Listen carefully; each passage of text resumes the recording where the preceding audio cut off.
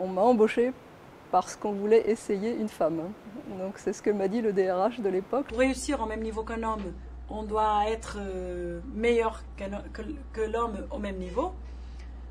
Notre capacité de remise en cause, elle est bien plus élevée. Bref, montrer qu'on est légitime, ce qui n'est pas toujours le cas pour un homme qui, lui, se fait plus facilement accepter sur base de sa formation et de son expérience professionnelle. La compétence, c'est vraiment le point sur lequel il faut qu'on soit sans faille quand on est une femme.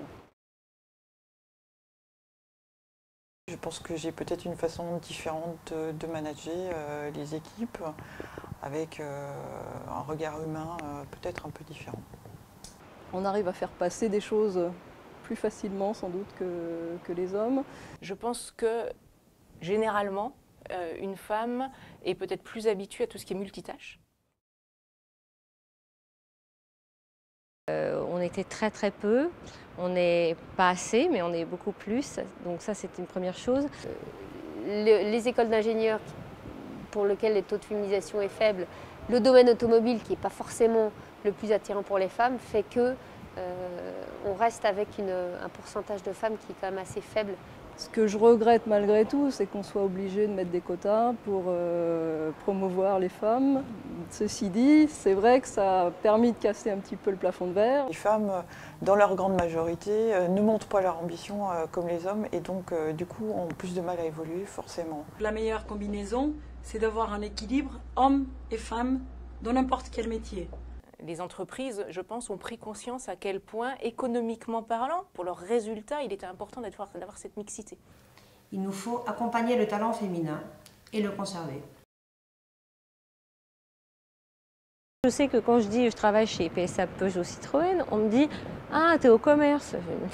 Non. J'ai demandé à un monsieur où est-ce que se trouvait le service d'audit interne. Alors le monsieur, très gentiment, m'a dit « Viens petite, je vais t'accompagner dans le bureau de ton papa ». Nous étions donc tout un groupe, j'étais la seule femme du groupe, bien évidemment, comme ça arrive très souvent. Et j'arrive dans cette concession, et donc moi, en tant que seule femme, assez jeune en plus à l'époque, ça c'était au début des années 2000, donc le concessionnaire de me demander tout de go, est-ce que c'est vous la traductrice ? Donc je lui ai dit non, moi je fais le prix de vos voitures. Bon, allez, ok, au revoir mesdames, rentrez bien, on sait que vous avez une deuxième vie. C'est horrible de dire ça. D'abord, un, tu nous stigmatises. Deux, ça veut dire que tous tes collaborateurs masculins, eux, la deuxième vie, ils n'y ont pas droit, quoi. On ne devrait pas être traité d'une manière différente entre les hommes et les femmes.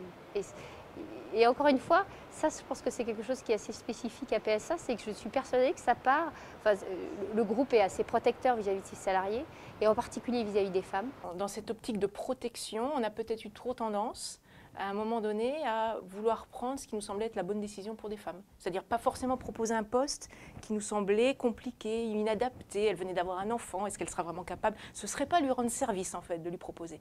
Et je pense qu'une des choses qui sont en train de se mettre en place, je pense, mais encore à améliorer, c'est ça, c'est laisser les femmes décider, proposer-leur et laisser-les choisir.